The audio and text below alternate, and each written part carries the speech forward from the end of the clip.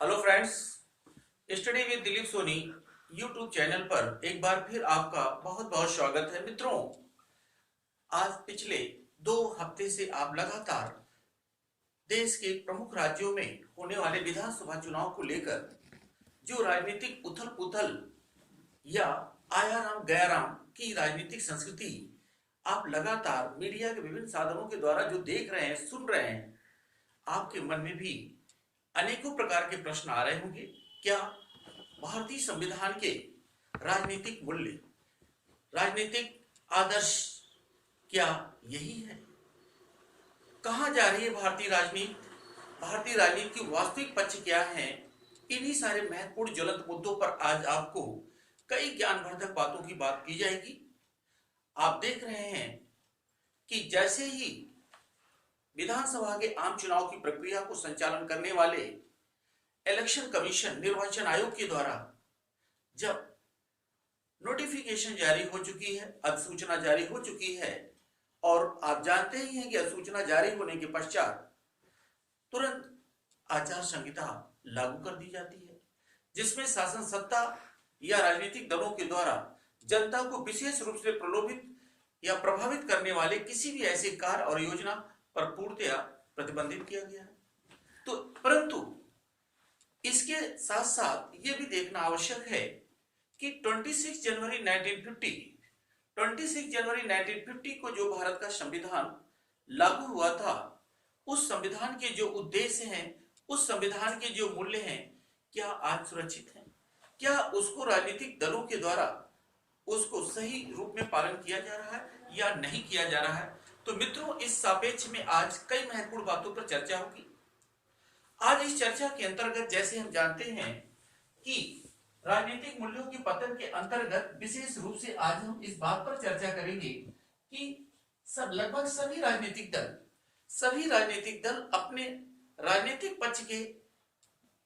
मजबूती के लिए, या कह सकते हैं कि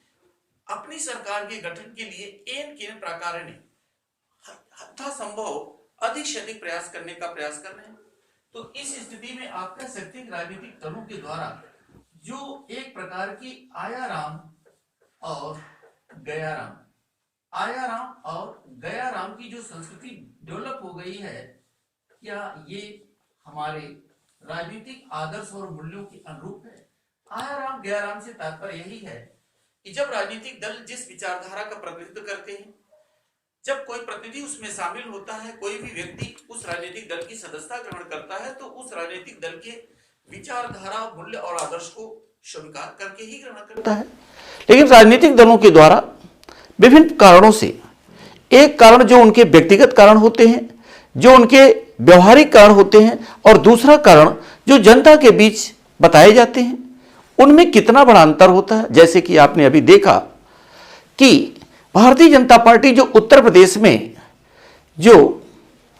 शासन का संचालन कर रही थी, जैसे ही यह सूचना जारी हुआ, अधिसूचना जारी होने के पश्चात बड़ी तीव्रता से भारतीय जनता पार्टी के लगभग 15 विधायक, जिसमें 3 मंत्री भी शामिल थे, जिसमें सर्वाधिक चर्चा स्वामी प्रसाद मौर्य या दारा सिंह चौहान, धर्म सिंह सैनी जैसे नेताओं की हुई, क्या वो शपथ ग्रहण करते समय उस राजनीतिक दल के विचारों से सहमत नहीं थे? परंतु ऐसा नहीं है केवल एक राजनीतिक दल। अधिसूचना जारी होने के भी पहले भारतीय जनता पार्टी के द्वारा भी कई प्रमुख नेताओं को अपने पक्ष में भी लाने का प्रयास किया गया। कई नेता भारतीय, जैसे रायबरेली की प्रमुख प्रतिनिधि अदिति सिंह, भारतीय जनता पार्टी में आने से उनको लगा कि अब रायबरेली पूरी तरह मेरे हाथ में आ गया। इसी तरह से अधिसूचना जारी होने के बाद भी समाजवादी पार्टी के भी कुछ सदस्य, कांग्रेस और बसपा के भी कुछ सदस्य भारतीय जनता पार्टी में शामिल हुए। तो ऐसी स्थिति में राजनीतिक मूल्य किस ओर बढ़ रही है मित्रों, इस पर आज हमें चर्चा करनी है, और निश्चित रूप से आज का ये बहुत ही महत्वपूर्ण प्रश्न है। इसके साथ साथ इसे हम अवसरवादी राजनीति भी कह सकते हैं। तो आज राजनीतिक मूल्यों के पतन का एक सबसे बड़ा जो कारण है अवसरवादी राजनीति। अवसरवादी राजनीति से तात्पर्य यह है कि इसके 2 कारण हैं। पहला कारण यह हो सकता है कि उस राजनीतिक दल के द्वारा उनके अनुरूप टिकट न प्राप्त करना, उस राजनीतिक दल के द्वारा उनके डिमांड के अनुसार उनके बच्चों को, उनके रिश्तेदारों को, उनके निकट के लोगों को टिकट न देना, और दूसरा व्यक्तिगत स्वार्थ या सत्ता सुख या व्यक्तिगत स्वार्थ, दोनों चीजें हो सकती है। व्यक्तिगत स्वार्थ से तात्पर्य यह है कि उनको लगता है, उनका एक अपना पर्सनल आकलन है। आज इसके अंतर्गत मैं एक उदाहरण देना चाहता हूं। जिस अनुपात में लोग समाजवादी पार्टी की ओर आ रहे हैं, जिस अनुपात में लोग भारतीय जनता पार्टी की ओर उत्तर प्रदेश में शामिल हो रहे हैं, क्या उस अनुपात में कोई बहुजन समाज पार्टी की में शामिल होना चाह रहा है? इनकी संख्या लगभग नगण्य है। क्योंकि राजनीतिक विश्लेषक इस बात की संभावना जता रहे हैं कि उत्तर प्रदेश विधानसभा के चुनाव में प्रमुख रूप से भारतीय जनता पार्टी और समाजवादी पार्टी के बीच ही संघर्ष है और राजनीति भी इसी के आसपास देखी जा रही है। तो यहां पर सत्ता का सुख सबसे ज्यादा दिखाई देता है, सत्ता सुख यानी व्यक्तिगत स्वार्थ, जहां उनके हित सुरक्षित दिखाई देते हैं। और दूसरा, सत्ता में रहते हुए जब उनका टिकट कटने की संभावना होती है, उनके कार्य की प्रक्रिया से जब वह राजनीतिक दल सक्षम नहीं होता है और उनको लगता है कि मेरा परफॉर्मेंस कहीं ना कहीं पार्टी के अनुरूप नहीं रहा है, तो ऐसी स्थिति में कहीं ना कहीं हो सकता है मेरा टिकट कट जाए। तो ऐसी स्थिति के लिए हमें कई प्रकार की बातों पर बल देना है। तो ऐसी स्थिति में यह भी ध्यान देना है कि मित्रों, क्या राजनीतिक मूल्यों और प्रक्रियाओं को हमें कैसे देखना है, किस रूप में देखना है। तो इसके लिए एक चीज, हमें कई सारे पहलुओं पर जाना है। वास्तव में यह बात सत्य है कि जनता जब अपने प्रतिनिधि का चुनाव करती है तो निश्चित है कि प्रतिनिधि का चुनाव एक लोकतांत्रिक मूल्य का आधार होता है, और यह प्रतिनिधि निश्चित रूप से शासन या सरकार के गठन में प्रमुख कारण होते हैं। सरकार के गठन के प्रमुख कारण होते हैं। लेकिन जब राजनीतिक अवसरवादिता के साथ काम किया जाता है तो जनता कहीं ना कहीं अपने को स्वयं ठगा महसूस करती है, क्योंकि नेता तो बड़े आसानी से कन्वर्ट हो जाते हैं, लेकिन जो उनके समर्थक है उनके लिए क्योंकि जो उनका पारिवारिक सामाजिक परिवेश होता है उससे निकलना उनके लिए बड़ा दुरूह कार्य होता है। तो मित्रों, ऐसी स्थिति में यहां कुछ विश्लेषण करना आवश्यक है कि 26 जनवरी 1950 को जब संविधान लागू हुआ और उसके बाद देश का पहला आम चुनाव या general election of the house of people हुआ, लोकसभा का चुनाव हुआ, और तब से लेकर 1964 तक केंद्र में पंडित जवाहरलाल नेहरू का व्यक्तित्व इतना प्रभावशाली था कि उनके अगेंस्ट कांग्रेस में कोई दूसरा नेता ही नहीं था जो उनके अगेंस्ट कोई बात कह सके। 1964 के बाद से लेकर 1977 तक कांग्रेस की सत्ता केंद्र में रही और लगभग देश के अधिकांश राज्यों में भी कांग्रेस की ही शासन व्यवस्था संचालित रही। यद्यपि कुछ राज्य ऐसे थे जो रीजनल क्षेत्रीय समस्याओं आधारों पर वहां पर उनकी भी शासन का गठन किया गया। लेकिन 1977 में जो जनता पार्टी की सरकार आई और वो फर्स्ट नॉन कांग्रेस गवर्नमेंट के नाम से भी जाना गया, 1980 में अंतरकलह के आधार पर भंग हो गई और फिर कांग्रेस की शासन व्यवस्था आई। तो कुल मिलाकर पंडित नेहरू के बाद लाल बहादुर शास्त्री के बाद फिर इंदिरा गांधी का एक व्यक्तित्व सामने आया, जिन्हें हम first iron lady of India के नाम से भी जानते हैं। लेकिन मित्रों, इंदिरा जी के शासनकाल में जो इमरजेंसी सिचुएशन आए, जो विशेषकर 1975 में नेशनल इमरजेंसी राष्ट्रीय आपात की घोषणा की गई, उससे जनमानस काफी दुखी हुआ और कई सारे ऐसे कठोर निर्णय लिए गए जिससे जनता में काफी वहीं से विखंडन की प्रक्रिया कांग्रेस में प्रारंभ हो गई। वैसे कांग्रेस के विखंडन की प्रक्रिया तो 1969 से ही होने लगी, जहां पर मोरारजी देसाई, चौधरी चरण सिंह या तमाम सारे वरिष्ठ नेता वहां से अलग हुए। तो इस आधार पे मित्रों, अगर वैचारिक आधार पर हम पार्टी से अलग होकर एक नई पार्टी बनाते हैं तो यहां माना जा सकता है कि एक वैचारिक राजनीतिक दल का गठन हो रहा है। लेकिन जिस राजनीतिक दल के आदर्श और मूल्य को ग्रहण कर हम उसमें शामिल होते हैं और यदि हमारे मन रूप टिकट नहीं मिलता है, हमारे मन रूप बातें नहीं सुनी जाती है, इस आधार पर पार्टी, तो क्या क्रिकेट टीम में तो 11 खिलाड़ी खेलते हैं। अब 11 खिलाड़ी ही खेलते हैं जबकि हमारे पास रिजर्व खिलाड़ियों की संख्या लगभग 50 होती है। तो क्या हम 50 खिलाड़ी को टीम में खिला पाएंगे? कभी नहीं। लेकिन क्या 50 खिलाड़ी इसका मतलब है कि उसके अगेंस्ट जाएंगे, चले जाएंगे, दूसरे कंट्री से खेलने लगेंगे? तो निश्चित रूप से यहां पर नैतिक मूल्यों का पतन माना जाएगा मित्रों। तो इसीलिए विचारधारा की राजनीति अब देश में बहुत ज्यादा मुश्किल हो रही है और इससे मैं कह सकता हूं कहीं ना कहीं लोकतांत्रिक मूल्य और आदर्श प्रभावित हो रहे हैं। तो इस प्रकार की प्रक्रियाएं मित्रों बड़ा प्रश्न चिन्ह लगा देता है कि ऐसी स्थिति में क्या हो। अब जैसे मैं इस बात के भी उल्लेख करूं कि जो अधिसूचना के बाद समाजवादी पार्टी के जो लीडर माननीय अखिलेश यादव जी ने जैसे ही भारतीय जनता पार्टी के एक बहुत प्रमुख नेता जो उसके पहले बहुजन समाज पार्टी के कद्दावर लीडर के रूप में थे, जब भारतीय जनता पार्टी में शामिल हुए तो उन्होंने आरोप लगाया कि मेरी बातें सुनी नहीं गई, समझी नहीं गई, मेरा इंपॉर्टेंस नहीं दिया गया, जो स्थान मुझे चाहिए वो नहीं मिला। तो मित्रों ये तो 5 साल के लास्ट मोमेंट पे याद आए।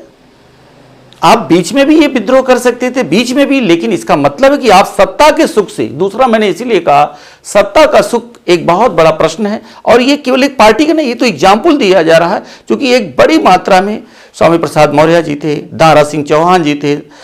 भगवती सागर थे, धर्मेंद्र प्रधान शाक्य थे, विनय शौक्य थे, अमृतेश शाक्य थे, ब्रजेश प्रजापति थे, रोशन लाल वर्मा थे, राधा कृष्ण वर्मा थे, राकेश राठौर थे, माधुरी वर्मा थी, जय चौबे थे, तमाम सारे लीडर्स जो भारतीय जनता पार्टी से अलग होकर आए। लेकिन ऐसा तो नहीं कि भारतीय जनता पार्टी दूध की धुली पार्टी है, उसने भी जहां तक उसकी ताकत गई, जहां पर भी उसको अवसरवादिता, इसलिए मैंने कहा कि आज मूल्यों के पतन में अवसरवादी राजनीति बहुत बड़ा है क्योंकि आया राम और गया राम की राजनीति निश्चित रूप से यह पतन का सबसे बड़ा कारण है। मित्रों अलग होना कोई बड़ी बात नहीं है, वैचारिक आधार पर लगाओ हो, लेकिन सत्ता सुख के आधार पर एक क्षण में हम सारे जिन आदर्शों को, जिन तस्वीर को हमने वहां लगाया उसको नोच कर फेंक देना, उसको मिटा देना, डस्टबिन में डाल देना, ये नहीं है। भारतीय जनता पार्टी क्या दूध की धुली थोड़े ना है। उसने भी नरेश सैनी और माननीय मुलायम सिंह के समधी हरिओम यादव जैसे वरिष्ठ लीडरों को, विधायक को अपने पक्ष में लाने का प्रयास किया। अधिसूचना जारी होने के पहले कांग्रेस का एक प्रमुख चेहरा नितिन प्रसाद को भारतीय जनता पार्टी ने अपने पार्टी में शामिल किया। कांग्रेस के एक बहुत प्रभावशाली लीडर आदित्य सिंह जो रायबरेली का एक बहुत ही सुरक्षित सीट माना जाता है उनके लिए, उनको शामिल करने का प्रयास किया। लेकिन मित्रों इसके भी पहले मैं कहूं कि बहुजन समाज पार्टी से भी तमाम सारे लीडर्स समाजवादी पार्टी में आए। जैसे बहुजन समाज पार्टी के बहुत ही कद्दावर लीडर माननीय लालजी वर्मा जी, रामअचल राजभर जो विधानसभा के अध्यक्ष भी रह चुके हैं, ललतेश त्रिपाठी जो कमलापत त्रिपाठी के पारिवारिक हैं, जय चौबे या तमाम सारे लीडर्स, सलीम सेलवानी इलाहाबाद के एक प्रमुख कद्दावर लीडर जैसे लोगों ने अन्य विभिन्न पार्टियों से समाजवादी पार्टी की ओर आए। यहां इसके कारण क्या है मैं आज बताने वाला हूं और निश्चित रूप से इस कारण पर आप भी विचार करके मुझे जरूर ये बताएं कारण क्या है। 2017 का जो विधानसभा का चुनाव हुआ था मित्रों, भारतीय जनता पार्टी ने एक बहुत बड़ी मेजॉरिटी पाई थी, लगभग 325 सीटों के लगभग चुनाव में भारतीय जनता पार्टी और उसके गठबंधन को मिला था और उसमें अपना दल तथा ओम प्रकाश राजभर के सुहेल देव पार्टी का भी योगदान था। आज माननीय सुहेल देव पार्टी के लीडर ओम प्रकाश राजभर जी समाजवादी पार्टी के प्रखर प्रवक्ता बने हुए हैं। अगर समाजवादी पार्टी के पहले भारतीय जनता पार्टी के साथ उनकी सेटिंग हो जाती तो क्या आज उनके वो आदर्श, वो मूल्य, वो बातें रहती? बिल्कुल नहीं रहती। मैं नहीं कह रहा हूं कि कौन कहां जा रहा है, इससे मेरा कोई लेना देना नहीं है। बातें हैं हम भारतीय जो जनता जिन प्रतिनिधियों को चुनती है उनके आदर्श और मूल्यों पर मुझे चर्चा करना है। अभी आपने देखा कि स्वामी प्रसाद मौर्य जी की बेटी जो आज भारतीय जनता पार्टी के वर्तमान में भारतीय जनता पार्टी की ही संसद सदस्य हैं, बाधा से हैं, और उनसे जब प्रश्न किया गया तो एक तरफ पार्टी की बात, एक तरफ पिता की बात, उन दोनों बातों को मिलाकर उन्होंने ये बात बताने का प्रयास किया। तो ऐसी स्थिति में बहुत ही राजनीतिक उथल पुथल की स्थिति लोकतंत्र और संवैधानिक प्रक्रिया के अनुकूल नहीं माना जाएगा। मित्रों, विशेषकर उत्तर प्रदेश, जैसे मैंने बताया आपको पिछले वीडियो में भी बताया, उत्तर प्रदेश की राजनीति का देश की राजनीति में बहुत बड़ा महत्व है, सर्वाधिक महत्व है, क्योंकि विधानसभा के इतने बड़े क्षेत्र से जहां पर 403 विधानसभा के सदस्य निर्वाचित होंगे, जहां 80 लोकसभा के सदस्य निर्वाचित होंगे, वहां देश की राजनीति में 80 लोकसभा के सदस्यों की संख्या बहुत बड़ी निर्णायक स्थिति में होती है। माना जाता है यूपी, बिहार और मध्य प्रदेश जिसके साथ आ गया, लगभग उसके सरकार बनने के चांसेस बन जाते हैं। तो मित्रों, उत्तर प्रदेश की राजनीति में आज सभी राजनीतिक दल अपने अपने हिसाब से अपने अपने समीकरण को बनाने का प्रयास कर रहे हैं। जैसा कि आपने देखा कि निर्वाचन आयोग के द्वारा अधिसूचना जारी करने के बाद 10 फरवरी से 7 मार्च 2022, 10 फरवरी टू 7 मार्च 2022 तक ये चुनाव की प्रक्रिया का संचालन होगा। 10 मार्च को इसके सारे चुनाव के रिजल्ट आ जाएंगे और संभवतः 11 से 15 मार्च के आसपास नई उत्तर प्रदेश सरकार का गठन होगा। 7 चरणों में होने वाले इस चुनाव की प्रक्रिया में पश्चिमी उत्तर प्रदेश से इसका पहला चरण प्रारंभ होकर पूर्वांचल में इसका अंत होगा, जहां सबसे 7वें चरण का अंतिम चुनाव वाराणसी क्षेत्र, काशी क्षेत्र के आसपास होगा। तो मित्रों, ऐसी स्थिति में एक जो मैंने कारण को रिसर्च करके मेरे दिमाग में आया कि पिछले आम चुनाव में जिस तरीके से भारतीय जनता पार्टी 403 सीटों में से उसके लगभग 324-25 विधानसभा के सदस्य निर्वाचित हो गए थे, तो ऐसी स्थिति में एक चीज मेरे दिमाग में आता है जो मैं आपके साथ शेयर कर रहा हूं कि निश्चित रूप से इतने बड़े पॉलिटिकल पार्टी में से तमाम सारे ऐसे लीडर्स थे जिनका टिकट कटने वाला था या कटने की आशंका थी, 2-4 अपवाद एक्सेप्शंस को छोड़ दिया जाए, तो निश्चित है कि उन्होंने अपनी इसी संभावना को तलाश करते हुए जैसे ही एक दूसरी बड़ी राजनीतिक दल जो निश्चित रूप से सरकार बनाने के काफी उत्सुक है और जिसकी संभावना भी है, ऐसी स्थिति में समाजवादी पार्टी उनको ज्यादा विकल्प के रूप में दिखाई दिया और बड़ी तेजी से वो अपने को चुनाव की राज बने रखने के लिए उन्होंने समाजवादी पार्टी की ओर अपने को जोड़ने का प्रयास किया। एक ताजा घटनाक्रम के अंतर्गत भीम पार्टी जो पश्चिमी उत्तर प्रदेश, विशेषकर सहारनपुर, मुजफ्फरनगर जैसे क्षेत्रों में या मेरठ जैसे क्षेत्रों में एक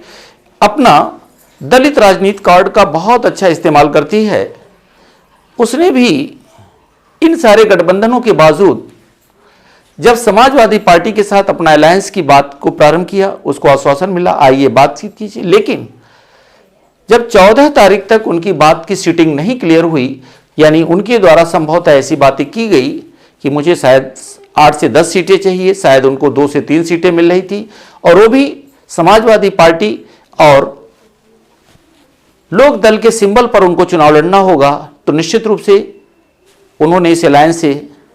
अपनी मोहभंग हुआ। और देखिए, यही मैं कह रहा था कि आज इस अवसरवादी राजनीति में जो विचारधारा की राजनीति है, अवसरवादी राजनीति में जो विचारधारा की राजनीति है, वो कहीं ना कहीं विचारधारा की राजनीति कहीं ना कहीं दिखाई नहीं पड़ती है। अब अगर वो अलायंस हो जाता तो उस अलायंस में निश्चित है कि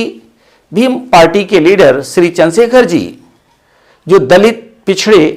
का लीडरशिप बनने का प्रयास या जनता के बीच अपनी छवि बनाने में सफल रहे हैं, उन्होंने अलायंस ना हो पाने के बाद तुरंत आरोप लगाया कि माननीय अखिलेश जी ने मेरे दलित भाइयों का अपमान किया, मेरा अपमान किया। तो यहां मैं क्या कहूं, अगर आपका गठबंधन हो जाता तो आज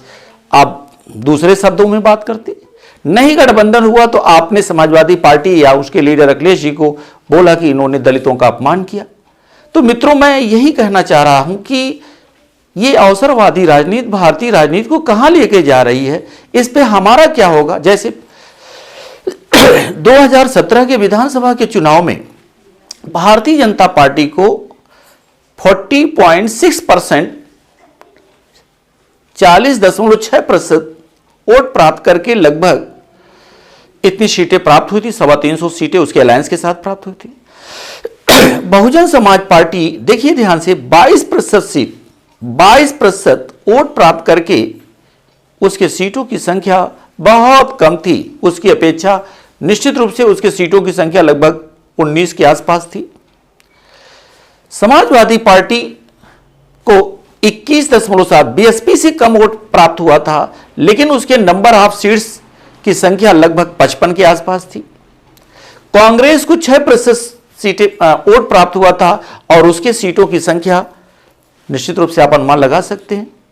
तो ऐसी स्थिति में मित्रों क्या कहा जाए कि चूंकि 2017 के विधानसभा के चुनाव की जो प्रक्रिया पूरी होने के बाद उसका कार्यकाल 14 मई 2022 को समाप्त हो जा रही है और एक संवैधानिक कॉन्स्टिट्यूशनल प्रोसीजर है, संवैधानिक प्रावधान है कि निश्चित रूप से 14 मई 2022 के पहले उत्तर प्रदेश विधानसभा के निर्वाचन की प्रक्रिया पूर्ण होने के साथ साथ एक नई सरकार का गठन और उसको शपथ ग्रहण कराना आवश्यक है, अन्यथा एक संवैधानिक संकट की स्थिति उत्पन्न होगी। तो इसलिए मित्रों कि भारतीय राजनीति और उसकी व्यवस्था में लोकतांत्रिक मूल्य और आदर्श सर्वोच्च हैं। सभी राजनीतिक दल जिस तरीके से अपने अवसरवादी कार्ड को खेलते हैं, ये निश्चित रूप से हम सभी भारतीय लोगों के लिए एक बहुत बड़ा सोचने और चिंतनशीलता का प्रश्न है। लेकिन फिर भी जो हमारे पास विकल्प हैं, उस विकल्पों में हमें अपनी इच्छा और विचार को अपनी पसंद, अपने और देश और राज्य की पसंद के अनुसार उसमें भाग लेना होगा। और मित्रों इसके साथ साथ मैं यही कहूँगा कि निश्चित रूप से ये चुनौती हमारे स्वस्थ लोकतांत्रिक प्रक्रिया के अनुरूप होना चाहिए और निश्चित रूप से हर शासन की व्यवस्था में जो मूलभूत सुविधाएं हैं, जैसे शिक्षा है, स्वास्थ्य है, रोजगार है, या रोटी है, कपड़ा है, मकान है, या जो basic requirement of the life है, जीवन के जो आधारभूत आवश्यकताएं हैं, उसकी प्राप्ति होना आवश्यक है। तो मित्रों इस सारे बातों को देखते हुए ये आवश्यक हो जाता है कि हम अपनी बातों को अपने मत के द्वारा अपनी पसंद के, चाहे जो भी जिसका अपना विचारधारा हो, उसके अनुसार मतदान अवश्य करना चाहिए, क्योंकि ये हमारा पॉलिटिकल राइट्स है और निश्चित रूप से इससे लोकतंत्र की विजय होगी। धन्यवाद, बहुत बहुत धन्यवाद। निश्चित रूप से आप इस वीडियो को आप लगातार देखते रह रहे हैं, आपका बहुत बहुत धन्यवाद। और मैं एक बात कहूँगा कि आप इसे अधिक से अधिक सब्सक्राइब भी करें और अपने मित्रों से भी इस पर चर्चा और डिबेट करें, शेयर करें। Thank you so much.